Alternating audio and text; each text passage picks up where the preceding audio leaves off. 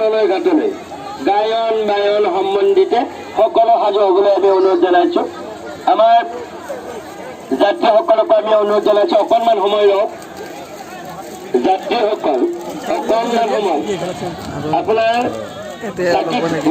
অকণমান সময় ৰ'ব। নৈবেদ্যখন হাতত লৈ থাকক। এতিয়া ডাঙৰকৈ কুঁৱলী দিবৰ বাবে আহ্বান জনাইছোঁ। আমাৰ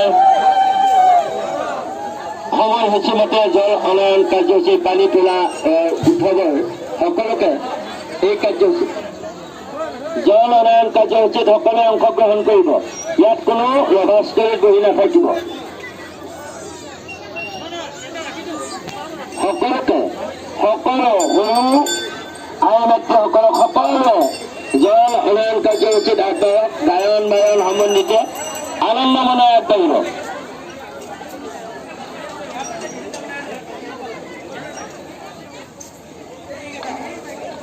আমাৰ পূজাৰীসকলে কোৱা মতে আপোনালোক আগবাঢ়িব আৰু পূজাৰী যিগৰাকীয়ে ঘৰটো ল'ব তেওঁৰ আগত যাতে কোনো নাযায়। ঘৰটোৰ আগত কোনো ল'ৰা ছোৱালী আগত নাযাব।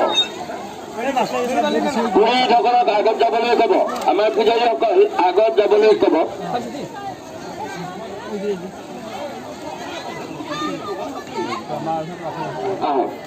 আপুনি আহক। যোৱাবাৰী ঘোষণা কৰা এটি টিপত আনিছে মহামায়া শক্তি প্ৰদান কৰক আপোনাক দিয়কচোন। মনতে আপুনি ভাবি আছে ঘোষণা কৰা নাই। দুয়োৰে কটাই দিব। এইবাৰ আপুনি লৈ আহিছে এটা ডাঙৰ টিপত মহামায়া শক্তি প্ৰদান কৰক। তাতে অকণমান সময় ল'ব। আমাৰ পূজাৰীসকলে জল উন্নয়ন কাৰ্যসূচীত আগবাঢ়িছে। সকলোৱে ইয়াত কোনো নাথাকিব। ৰভা কক্ষত কোনো নাথাকিব। চেণ্ডেল পিন্ধি ভিতৰলৈ নাযাব। টান মাত ব্যৱহাৰ নকৰিব। কমিটিৰ বাহিৰে কোনো কথা তেনেকে নকব।